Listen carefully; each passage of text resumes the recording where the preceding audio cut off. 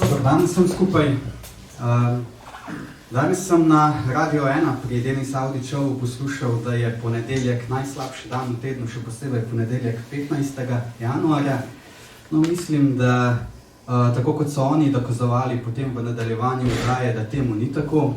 Tudi mi lahko potrdimo, da ponedeljek 15. januar vsekakor ni slab dan, ampak mislim, da je dober, še posebej glede na to, da bomo danes predstavili kar 4 knjige, ki so izšle v lanskem letu pri Celjski Mohorjevi družbi.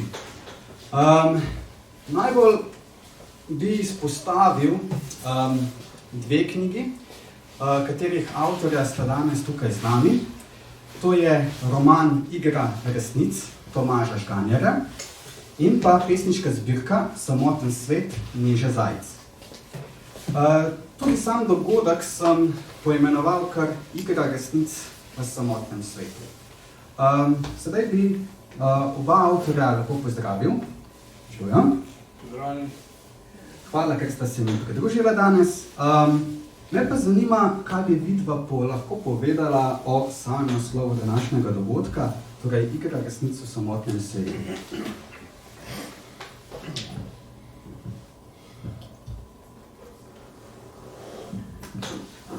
Dobar dan, lepo pozdravljeni tudi mojem imenu. Jaz kar takole brez uvoda. Hvala, da ste prišli na tale dogodek.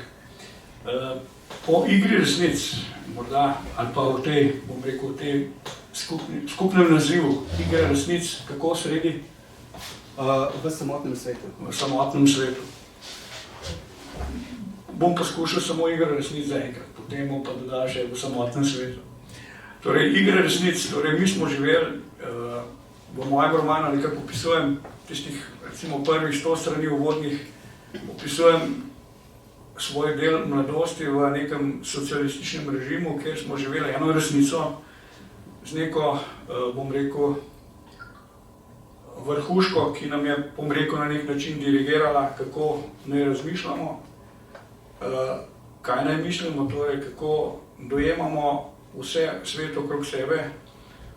Temu ustrezno smo brali tudi literaturo in vse ostalo. Ampak bilo je relativno veliko svobode.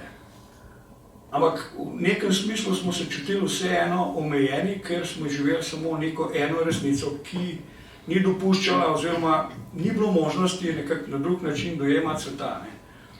In moj, bom rekel, glavni protagonist tukaj nekje se sooči z drugo resnico, z drugo civilizacijo, z drugim načinom razmišljanja in potem v tem smislu je tudi naslov Igre resnic, recimo. Zdaj v samotnem svetu, to bi težko rekel, težko bi komentiral ta dodatek.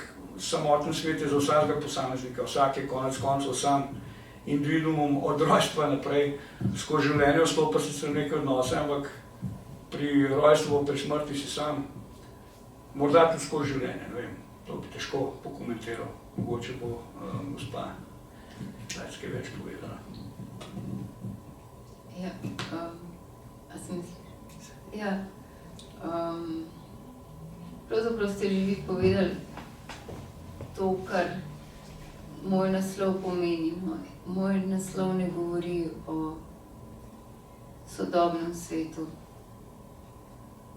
ki zagotovo, da je na nek način še bolj samoten, kot je za marsikoga, kot je kadarkoli svet bil. Saj zdi se, ampak morda je to samo videz. Moj naslov govori o svetu ustvarjalca besede, umetnika, ki je na nek način vedno bil samoten. In pri tem, kolikor je ta trden v svojem svetu, toliko bolj se znajde v svetu različnih resnic. Tako bi jaz odgovorila na to. Super, hvala. Gospod Tomaž, o čem pravzaprav govori vaš roman?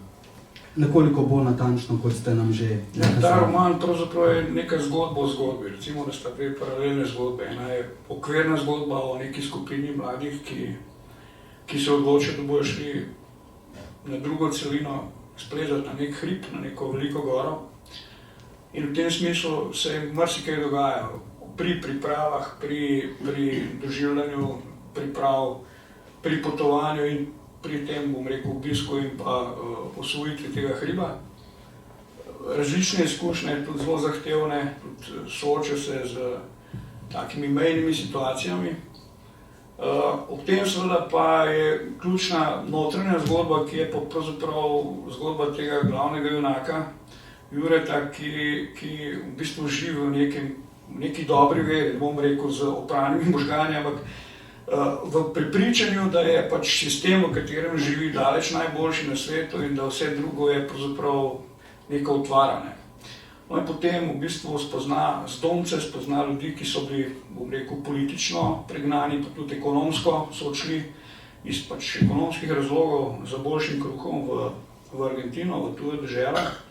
In ugotovi, da pravzaprav tudi oni jemljajo domovino na nek pravi svoj način, seveda drugačen kot tisti tukaj. In da imajo neko svojo resnico o tem, kaj se je dogajalo med vojno, po vojni in tako naprej. In definitivno, mislim, se mi zdi ključna stvar ta, da sem želel pokazati odnos do, ali pa ne morda odnos, ne vem, spodbuditi razmišljanje o dogodku, ki je, ali pa več dogodki, ki so nekje sprožili to ključno travmo Slovencev, da so pač po vojni pobili recimo tam 10, skoraj 11,000 slovenskih mladih fantov. In ta fant, torej glavni junak, ob tem soočenju s temi dejstvi nekako se začne nekako drugače razmišljati, tako bom rekel. Ampak skozi dialoge med temi junaki v zgodbi so dopuščeni različni pogledi na vse te stvari, na vse te tragične stvari, mogoče je nakazana tudi neka možnost sprave, recimo, ki je seveda po moje individualna, ampak ravno pogovarjali smo se pred kratkim, veliki narodi imajo enostavno to srečo, da imajo zelo bogato zgodovino, pa lahko postavljajo spomenike eni drugim vseh vojn, vseh padlih, vseh umorjenih. Slovenci smo pa tako majhni in to narodovo telo je bilo kar precej skozi tisto drugo svetovno vojno zelo prizadeto. In bomo težko pač to preboleli, skratka, iščemo neko spravo. Gospa Neža, kaj pa vaša pesniška zbirka? Kaj je pravzaprav sam srž nje? Tako. Najprej bi povedala to, kar se mi zdi, da je tudi zelo lepo ponazorjeno v tej sliki. Da naslov ne govori toliko o prvem delu tega naslova, torej o samoti, kolikor o tem svetu. Torej, moja pesniška zbirka govori o pesniškem svetu, kot sem že rekla, nekoga, ki je popolnoma zavezan služenju besedi in pri tem se mu šele pod pogojem samote odpre celoten svet, nov svet, ki je trdnejši in veliko bolj avtentičen kot vse, kar je prej kdaj doživel. In to je pravzaprav tisto, kar sem želela povedati s tematskim razponom te zbirke. Naključno je tudi to, da so v njej razporejene pesnitve, cikli, ki sem jih pisala tudi na različnih potovanjih.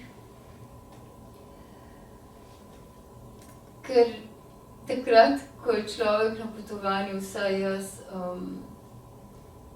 je prisiljen v to, da se nekako loči od vsakodnevnih obveznosti in se preda tistemu, za kar morda se zares odpravijo na potovanje. Torej, vsaj en hip ujetja lastnega bistva, bolj resničnejšega morda, kot je to doma. Ampak to tudi ni najpomembnejše zdaj ta potovanje. To je sploh eno samo od okolnosti, bom rekla. Ostalo je pa pač to, kar je moja poezija in je zbrana v tej zbirki. Mislim, da je na en takšen celovit način, da prikaže, kaj zares srž moje poezije, ki se torej pne med najstarejšimi osnovami besednega ustvarjanja, ki jih morda lahko začuti jezik sam v trenutku ustvarjanja. Torej govorim o nečemu, kar je onkraj mene in kar je pravzaprav po mojem pogledu namen poezije, vsaj moje, da ne govorim jaz.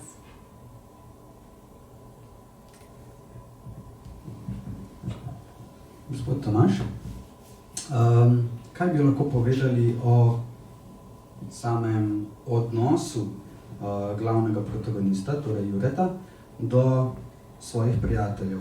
Namreč v knjigi lahko spremljamo razvoj samega odnosa z več kot samo enim prijateljem, morda tudi s prijateljico. Kaj bi lahko povedali v teh odnosih? Pa ne povedati konca, prosim. Ja, jaz mislim, da Jure dopušča, mislim, je precej liberalen v svojih stališčih in mislim, da dopušča njihov avtonomen pogled na svet. Seveda vsi so nekako vzgojeni z isto resnico, v istem režimu, te, bom rekel, v tem mainstreamu socializma, ne, in v bistvu jaz se tudi trudim v prvih 100 straneh prikazati tisto blago kritiko tedanjega režima, ne. Ampak vsi so bili otroci tega sveta, vsi so bili otroci tega, bom rekel, socializma, vsi so na enak način dojemali se šola in vse ostalo. Potem, verjetno ste mislili, soočene potem s tem, ko on nekako doživi neke vrste razsvetljenje, ko je soočen z domci in z njihovim pogledom na tisti čas in tiste tragične dogodke. Ja, mislim, da jih skuša pač prepričati oziroma jim na svoj način, vendar posreden seveda, ne z neko konotacijo negativnosti prikazati tiste tragične dogodke, ampak vsak seveda po svoje to razume. To je pač avtonomija vsakega posameznika. Težko zdaj posegamo v, ne vem, mislim, da je dovolj liberalen. No, zdaj seveda oni pa vsak po svoje razumejo to stvar in potem na koncu, no, zdaj ne vem, ste rekel, ne smem, tiste zadnje, tam nekje je neka konfrontacija, ne vem, ti dialogi, ki skušajo nekje nakazati, v kakšni smeri sam jaz kot avtor, recimo, razumem spravo, skozi neko, bom rekel, civilno družbo, ki razpravlja o teh stvareh, išče neke rešitve, bom rekel, ne mislim v nekem formalnem referendumskem smislu, ampak tako, ne, soočenje mnenj in potem počasi, ne, se zaveda tega problema, se zaveda te tragedije tistega časa, vendarle pa potem je imeti to kot zgodovino, in jo prepustiti zgodovini. Ne, nikakor pa ne politizirati, ne, to se mi zdi pa zelo slabo, ne, in seveda mislim, da bomo mogli preteči nekaj vode, da bomo lahko tako kot recimo neki veliki narodi postavili spomenike in imajo to kot zgodovino. Tragično, vendar zgodovino. Gospa Neža, vaše pesmi so, lahko bi rekel, zelo filozofske, duhovne narave. kje pravzaprav najdete navdih za to vrstno pisanje? To je najbolj klišejsko vprašanje, ampak mislim, da veliko ljudi to zanima. Ja, moram povedati, da se kljub vsemu moje delo v veliki meri se trudim, no, da bi se ukvarjala tudi s stvarmi, ki me torej notranje pojijo, torej da so blizu poeziji, ampak torej moje raziskovalno delo, ampak kljub vsemu ne moram reči, da je to kakršnakoli osnova za navdih. Lahko bi rekla, da navdih izvira spet samo iz moje notranjosti, iz mojega najbolj iskrenega bitja, iz moje družine, iz moje vzgoje, v tem, kar sem zrasla, v tem, kar sem ljubila, ko sem bila majhna, in to je bila literatura od pač malih nog in se nisem nikoli spraševala o tem navdihu. To je bilo nekaj, kar me je gnalo naprej in mi dajalo voljo za vse, kar sem morda v življenju dosegla, če se temu lahko reče tako, čeprav ne jemljem. Nikoli nisem razumela svojega položaja, da bi karkoli dosegla, no, sploh nisem na ta način govorila o tem, ampak da sem sploh prišla, da sem sploh tukaj sedim sedaj, da sem zrasla in da sem odrasla in vse to. Lahko rečem, da je to vse nek navdih, kaj ne rečem, drugače ne bi preživela.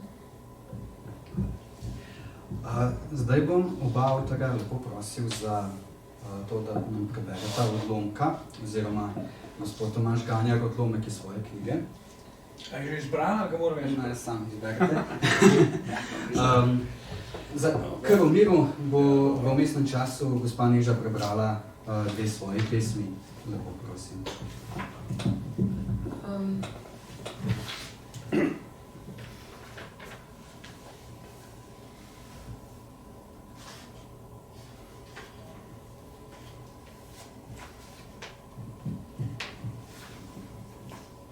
Morda bi za začetek pesem, ki je na nek način,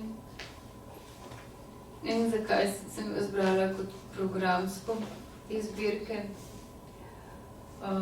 katere verzi krasijo tudi zadnjo platnico. Naslov je V jutru. Prišel k meni boš, sijajem večnosti od tod, z razpraskanimi dlanmi, globoko molčečo nemilosti. S čelom, odprtim volji, brezbrežnega ostanka moči. Okamenelega srca in duše, a z uganko od onstran, s pozabljenimi besedami na ustnicah. Kakor neznano kdo, poznaš me v jutru. Brez dotaknjenja kože, vsako celico beline, kakor bi jo prehodil.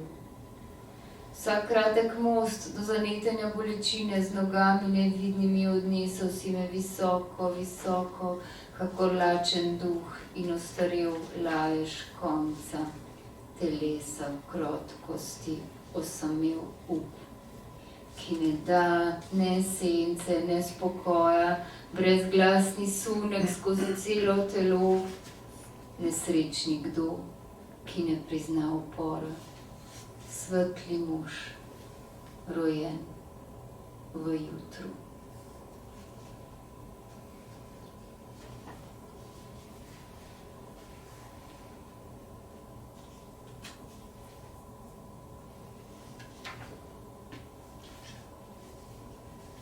Nad dotik.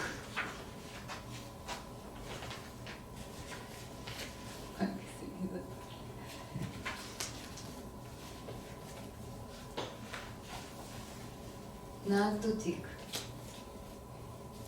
In rahlo z dlanjo vedenje pokriješ, da vse zaobjamejo skrbi, da postale bi vidne še več. Oplaziš solze sinje od premraženih soli, ne pogrešanja nikogar, a prav nahajanja v Lidiji. In veš, da si samo sam sredi bistva,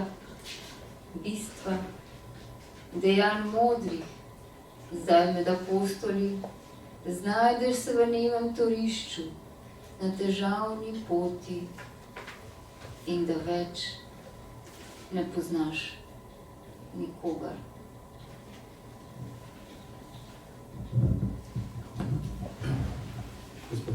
Ja, jaz bom prebral dva kratka odstavka, in sicer eden je govori o profesorju, oporečniku. Ne boste verjeli z pravne fakultete, tudi to je bilo mogoče v tistem času, ki pač oziroma debatira s tem glavnim protagonistom Juretom in pač se pogovarjata o njegovem sedanjem videnju resnice, potem ko je obiskal Argentino. Profesor pravi takole, nadaljuje v pedagoškem tonu. V našo deželo prihajajo časi, ko bo potrebno marsikaj razčistiti, sneti maske in stopiti na črto. To pomeni, da bo treba prevzeti odgovornost pred mladimi. Morda bo nekoč pri nas na oblasti politika, ki bo želela razjasniti napake in zločine povojnega obdobja ter končno pomiriti s prve strani partizane in domobrance ter doseči spravo naroda. Bog ve, če bo midva to dočekala. Vojna je hudič, verjetno ste že 100-krat slišali, da vojna iz mnogih ljudi zveče tisto najboljše, pri enih pa tudi najslabše. Na vseh stranih so dobri in slabi. V specifičnih okoliščinah vojne, ko se godijo krivice in umori, so čustva močna, prizadetosti hude, prisotni pa so tudi trpljenje, želja po maščevanju in sovraštvo. Vse take reči prevrejo na plan in redko kdo je sposoben takole mirno, logično, oproščujoče in svobodno razmišljati, kot krmljava midva danes. Vem, ker sem tudi sam doživel vojno.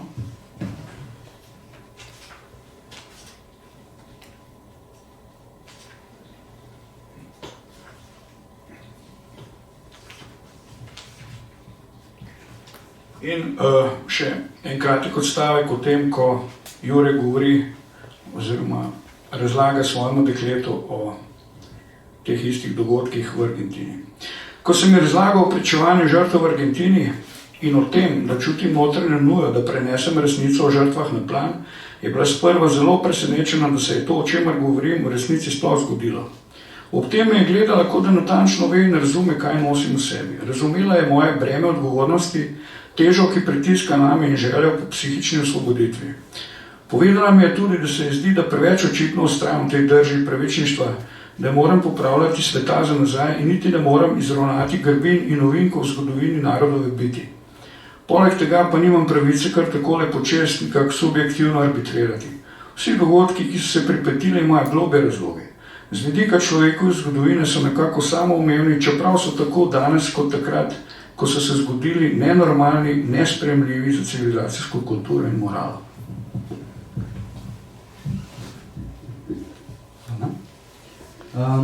No, sedaj pa k enemu izmed temeljnih vprašanj. Gospod Tomaž, zakaj ravno roman za predstavitev zgodbe? Zakaj literatura, zakaj roman? Ja, to je dobro vprašanje, o katerem nisem kaj dosti razmišljal, ampak čistko intuitivno bom rekel, se mi zdi, da cela zgodba je, pravzaprav se vrtijo, dobro, nekaj tudi te hribovske osebne izkušnje, ampak cela zgodba je na nek način povezana s temi poboji povojnimi. In ko ljudje to, ko govorimo o tem, ko se o tem razpravlja, ko se o tem piše, ko se razpravlja in ko beremo te podatke, se mi zdi, da je to nekako statistično. Vsa zgodovina prikazana skozi neke statistike in to ljudje nekako notranje ne dojamejo najboljš.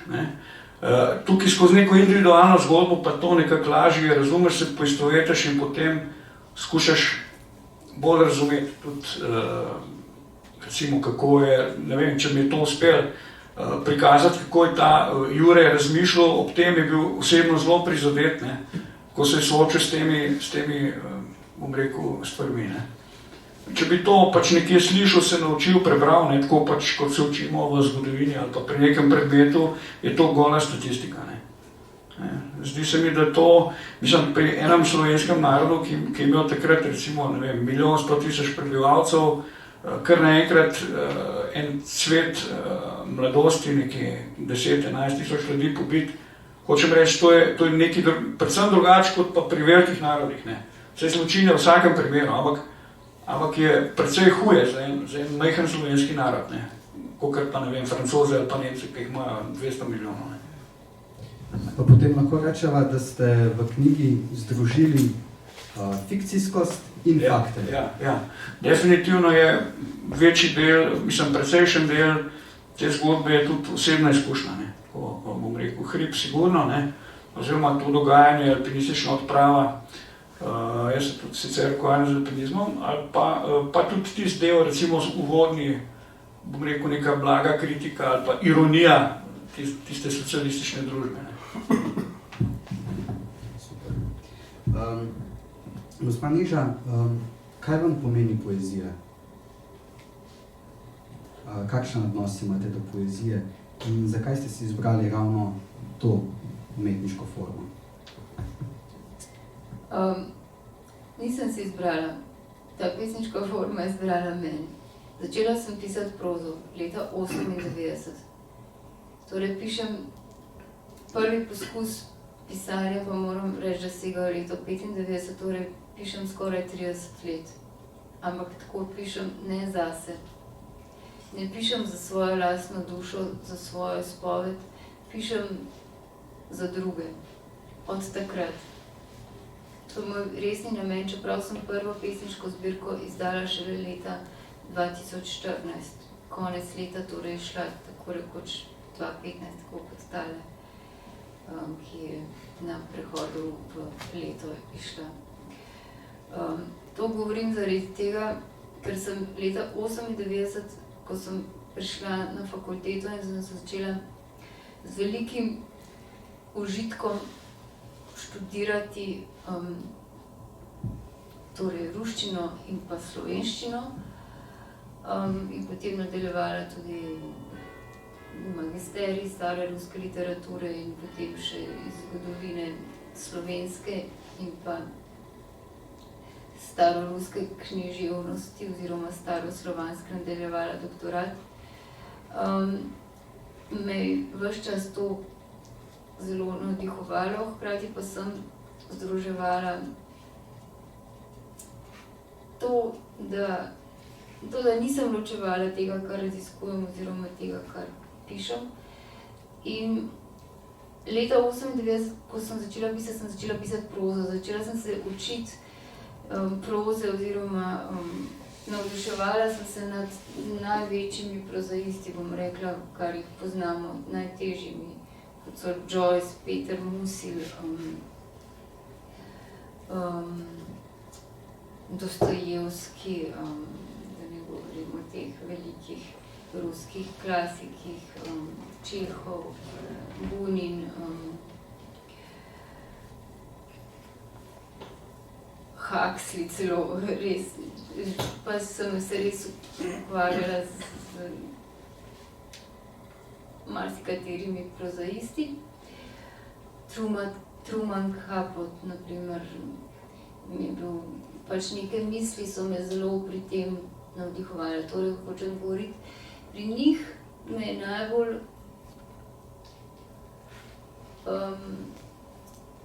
fasciniral, če ga ne maram te besede, najbolj prevzel način izraza misli, ki je bil prisoten v teh knjigah. Torej, ne fabula, ne narativnost, ne romanesknost, če hočete, ampak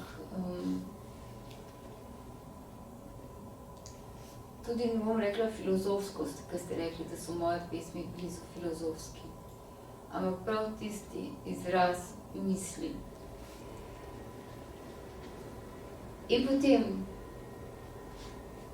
ker ne želim več zanikati to, kar sem zanikala ves čas svojega študija, oziroma preprosto nisem povedala, ker je moj ded bil tudi danes zajec in je tudi moj oče pesnik.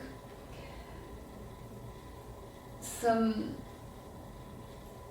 obenem neprestano imela pa do poezije še večje spoštovanje, oziroma sem razumela to kot tisto največje poslanstvo, ki je lahko dano nekemu majhnemu človeku. In nikakor si tega nisem dovolila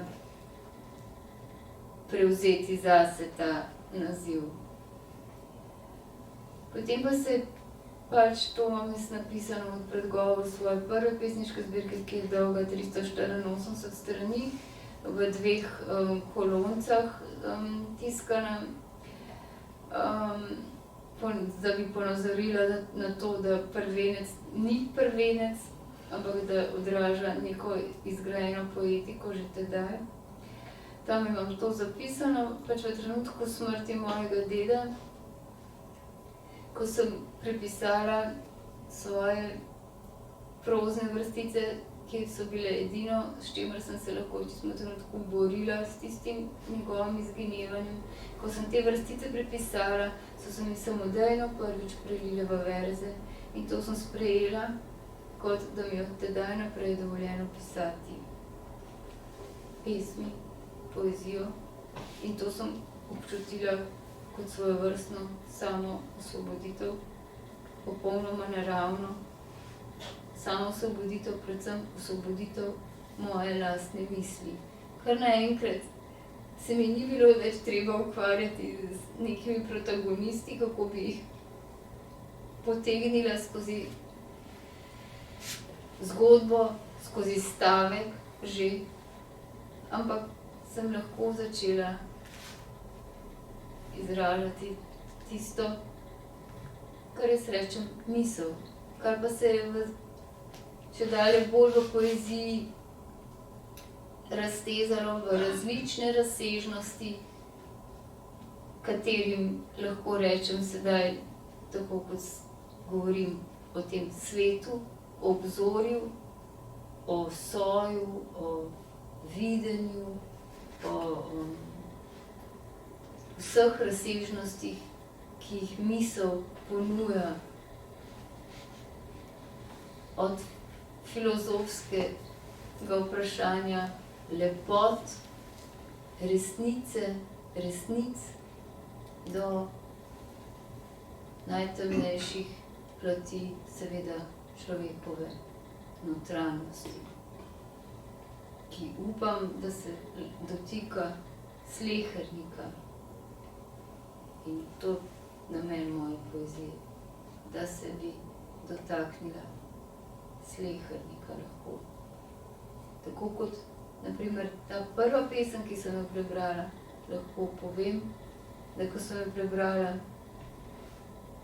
majhnemu dečku, jo je razumel. Tako tudi vem, da jo bo razumel kakšen odrasel človek, oziroma se bo ta izkazal, da je ne razume.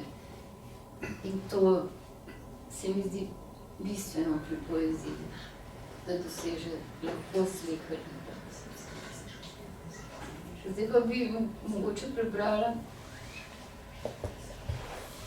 2 ali 3 pesmi, ki odražajo tisto, kar mnogi kritiki doslej zaznavajo, torej gre za eno globje, in v čemer se tudi dotikam, se tudi pokrivam z današnjim gostom, za neke globlje, ne bom zdaj govorila, lahko rečem, zgodovinske, pač historične temelje naših bivanj, ki jih navsezadnje bi morali čutiti v trenutkih, ko smo sami, bolj kot so to pereče in mimobežno vrvenje današnjega sveta, ki včasih meji na brezumje.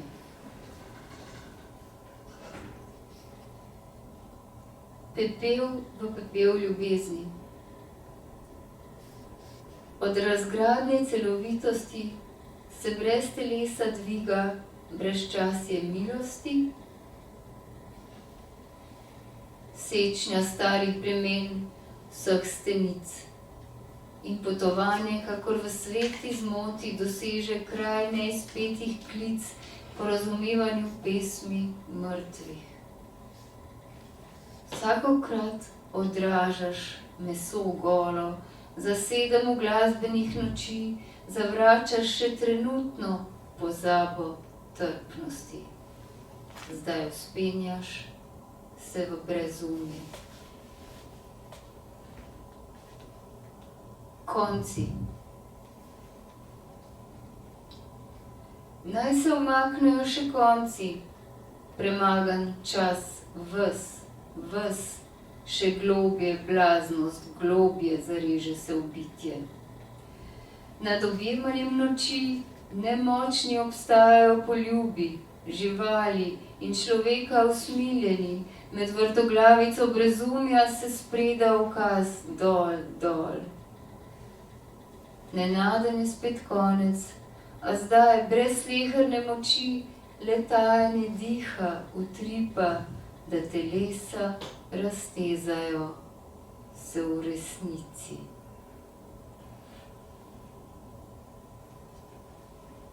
Misliti dlani.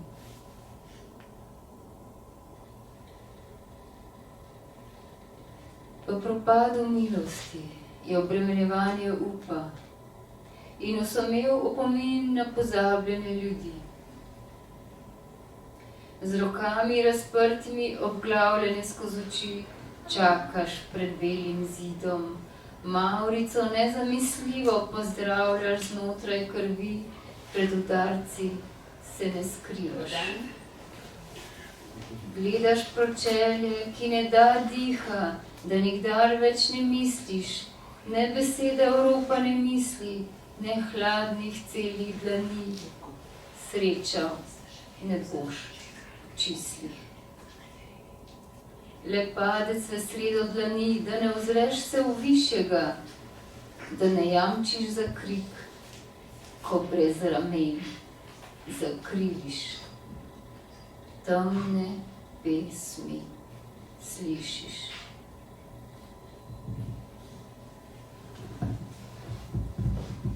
Gospod Tomaž, da se nekoliko obrnemo od te teme k bolj svetli temi, in sicer ljubezensko razmerje v vašem romanu. Kaj mi lahko poveste o tem? Imeli smo malo popravkov glede tega. Ja, bilo je kar nekaj stopenj razvoja tega ljubezenskega razmerja. Nekako se je zreduciralo na neko platonsko razmerje, kar je čisto v redu, morda je celo bolje tako, glede na, bom rekel, sporočilo knjige. Dobil sem pač pameten, inteligenten namig, da pravzaprav to ni esenca, ne? Da se je bolje držati ključnih sporočil v tej knjigi. Seveda je neko ljubezensko razmerje, vendar je na nek način zaključeno s tistim končnim pravim razmerjem, ko glavni junak najde tisto dekle, s katero se odloči živeti kasneje in potem sta srečna. Seveda na tej odpravi se zaljubi v neko dekle z Argentine, neko mladostnico, in bom rekel, da imata neko mladostniško razmerje. Neizdelano, bolj, bom rekel, kemija, neka fascinacija z morda njegovim nastopom, njeno pojavnostjo, sicer pa ni to neko globoko razmerje. Dokler on najde tiste prave deklice, se seveda, bom rekel, tolaži in si piše ta pisma in tako naprej, ampak to je, bom rekel, v nekem prenesenem pomenu neke vrste morska ljubezen. Potem pa seveda, ko dozori, ko s časoma najde tudi tisto pravo dekle in se zgodba zaključi. Ampak ni pa to edino ljubezensko razmerje v romanu. Kje ga mislite zdaj v glavi? Ja, prijatelji so šli... Ja, seveda. Tukaj je še obrobna zgodba prijatelja in prijateljice, ki sta po resnem razmerju, ki pa gradita odnos in ona je morda malce bolj z neke konzervativne družine in ima malce bolj konzervativne poglede na bom rekel, vse te stvari, ki se pač dogajajo med mladimi, ampak seveda sta že zgradila ta odnos, tako da se nekaj da misliti, oziroma roman se razpleta tako, da se ta odnos tudi uspešno in srečno zaključi. Ampak to je paralelna zgodba. Ampak ravno ta paralelna zgodba ustvarja neko opozicijo, tako kot... Ja, morda ja, zato ker kaže na to, da je več nekih iskric ali pa nekih nakazovanj, da so tudi v tisti družbi tedanjega časa ljudje različno razmišljali, da je bilo tudi, ne vem, da je bila cerkvena vzgoja, da je bila toleranca do določenih drugačnih mislečih, seveda v nekih omejenih pogledih, ampak in so bili ljudje seveda tudi drugače vzgojeni, vse to vemo, pač urbani otroci ali pa otroci s podeželja so čisto drugače funkcionirali, drugače so razmišljali in konec koncev tudi so drugačni državljani danes. Seveda danes je tako vse, bom rekel, drugače, predvsej bolj odprto, pa recimo, da se več o teh stvarih govori, piše in tudi ve. Kaj pa je vrh samega romana? Same zgodbe, kaj bi lahko rekel? Ne vem, jaz mislim, da ta trenutek, ko se v glavnem junako nekako začne nek proces spreminjanja pogleda na svet. To.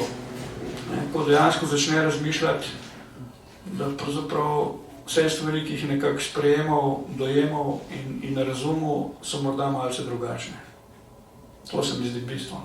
Ključno sporočilo, recimo, da ne smemo ustrajati pri tisti svoji edini resnici, ampak da verjetno obstaja do objektivne resnice še mnogo poti, ali pa da ima vsak recimo na nek način svoj pogled na resnico. Lahko je resnica ena objektivna, vendar je vsak individuum čisto drugače to dojema in razume, glede na svoje izkušnje in percepcijo okolja. Gospa Neža, kaj pa je vrh vaše pesniške zbirke? Bi lahko morda določili eno pesem, en cikl, ki bi predstavljal odmik od vseh ostalih? Ne, se opravičujem. A imate vi kakšno svojo najljubšo? Ja, ne vem, mogoče sem mislil, da boste rekli cikl za vašega deda, od Anete Zajca. Ja, pa ni to. Ne odstopa od ostalih. Lahko preberem dve pesmi iz tega cikla. Lepo prosim za konec. Ali lahko za konec potem še kakšno drugo? Ali smo že prej stegali? Aha, v redu se. Bomo mogli končati, ja. Dobro. Bo gospod Tomaž potem še zaigral eno pesem, da nam bo malo dvignil utrip.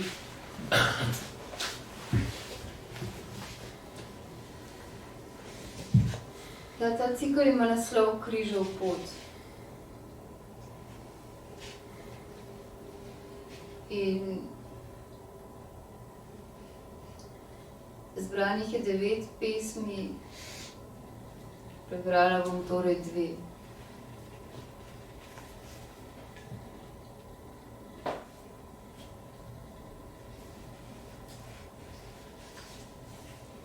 Tretji korak. Zdaj vrnjene so ti lastne oči razumetja smrti, križev pot in svobodnost onih mrtvih. Spokorjenje je popolno le, če čez sebe dlan spustiš, obstajaš le pogojno, podrejen le razmeroma najtišjim, sebe še izločiš, da presežeš bitje srca nekdaj razumnih.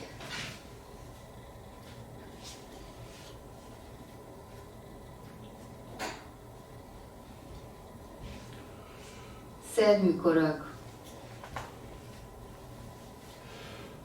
Če tam za odrom, za zavesami, spuščenimi do krašnih podnic, izbereš mene za pravilo notranjosti leti, potem je padli dom, kjer so po očetu vonj, človeški jarek in zadušenja krik v sanjah, naslov razumevanja svetnikov, vsak dan prihod trpečega odrešenika, da doseže hrib med nama lok.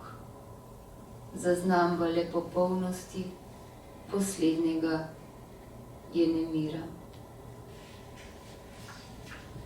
9. korak. Zadnjič slišim, zadnjič grejem gnezdo premražene sinice. Zdaj raskave celice štejem, namesto glasbe bolečino zamenjam za jutri. Nikogaršnje breme pestujem, rane nad tukajšnjimi prsmi, brez besed slutim, le glas v lastnem grlu razbremenjeno čutim. Zvalovljene rahle gladine, padle na grmenja in mišnice, ponjave nenebesnega petja si upam prelagati v prihodnje. Ničesar več, razen trenutka zareze ostre, zareze drzne, bele, bele ure, ne izrečem več nikoli. Hvala lepa.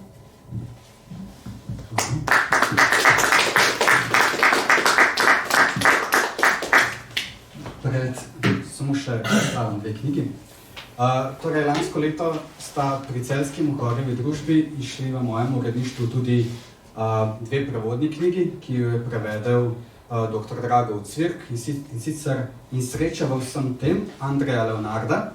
Gre za tak zanimiv priročnik, ki vam lahko razloži, kaj je dobro, kaj je zlo, kaj je etično, kaj je moralno, kaj je neetično, kaj je nemoralno in nekako predstavi vlogo sodobnega človeka v svetu in ga sooči z vsemi temi vprašanji. Druga knjiga pa je Malo življenje Maksimiljana Kolbeja od Aleksije Bido. Gre za izjemno zgodbo, za avtobiografsko zgodbo o tem izjemnem človeku Maksimiljanu Kolbeju, ki je pravzaprav svoje življenje žrtvoval za življenje nekoga drugega v taborišču. Dobil je kasneje tudi svetništvo in mislim, da je zelo lepa zgodba, ki bi si jo moral vsak prebrati, da v današnjem svetu začuti tudi toplino, dobroto in vse tisto, kar je lepo. Za konec lepo prosim prisluhnimo še pesmi Tomaža Žganjarja. Namreč Tomaž Žganjar je tudi glasbenik in upam, da ste se imeli lepo. Po dogodku lahko seveda pridete do avtorjev in ju kaj vprašate, sicer pa vam želim lep dan. Hvala. Hvala za napoved. Jaz bom na kratko odigral nekaj, 2-3 skladbe benda Godba Vertikale, ki danes žal ne obstaja več, to je bil prvi alpinistični bend. Je pač razpadel zato, ker so nekateri za zmeraj odšli. Skladbe so pa avtorske in sicer opisujejo dogodke v hribih. Bom zelo na kratko. Grintons blues, pod steno ospuk pa